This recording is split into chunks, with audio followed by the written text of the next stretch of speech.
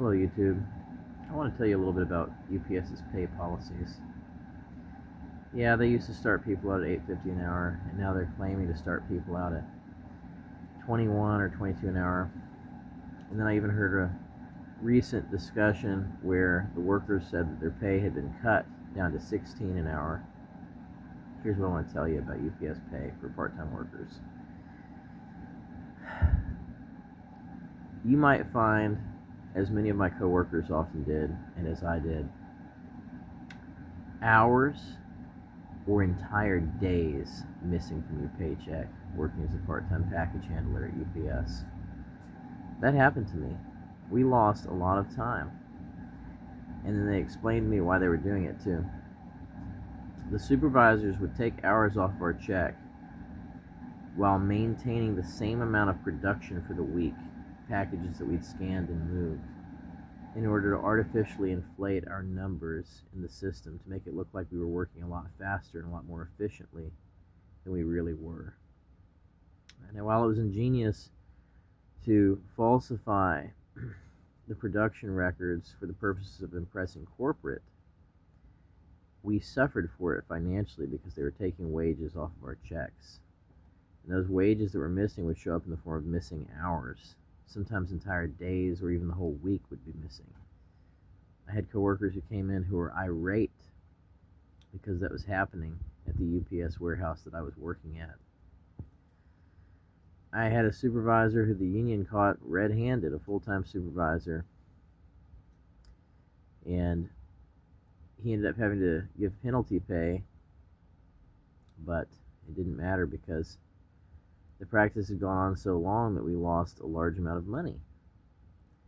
So just because they're agreeing to pay you $16 an hour or $21 or $22 an hour, don't trust anything as far as that goes. They will pencil in your hours, or they will go in and they will alter the digital record from you swiping your time card, if there is a time card that you're building. And they will literally change the hours that you worked. And the other really crappy thing, the very worst thing about how UPS schedules you and pays you is this. Every day the start time is variable, and they might change the start time from the day before what they told you to the next morning. Meaning you could get there, and sometime between when you left and they told you the start time for the next day and when you arrived the next morning, the start time may have shifted by 30 minutes or an hour. And then they just tell you to sit on the slides and wait until it's time for the shift to start. And it's absolute bullshit because you should be paid from the start time that they told you the first time consistently. Changing their minds after the fact and then not notifying you in advance it's illegal. It's an illegal pay practice. If you're coming in 30 minutes or an hour earlier and they change start time after the fact without telling you within that 24-hour period or however much time elapsed from when they told you the first time to when they changed it, that's not a legal labor practice. And you're entitled to be paid for that time. You have to sit there and wait for them to start up because they changed it without telling you. It was an enormous problem on the UPS preload shift. The start times were subject to change arbitrarily and without notice, and the loaders were constantly being screwed out of time because of that.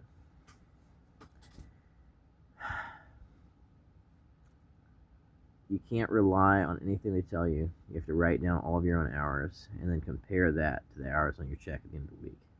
And if you work overtime, you need to be especially vigilant about keeping track of your overtime, writing down every single minute to make sure that you're paid for it, because they will steal your wages.